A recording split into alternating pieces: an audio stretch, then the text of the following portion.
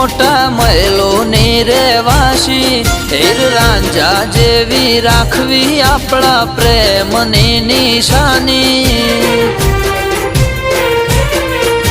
નેકળું તારી શેરીએથી સ્પ્લેન્ડર લઈને મારી તું વાટ જોઈને ઊભી હોય તારા ઘરની બારી તને બોલવું બહુ ગમે મને બોલતી તું તને હસવું પસંદ છે મને હસતી તું તને બોલવું બહુ ગમે મને બોલતી તું તને હસવું પસંદ છે મને હસતી તું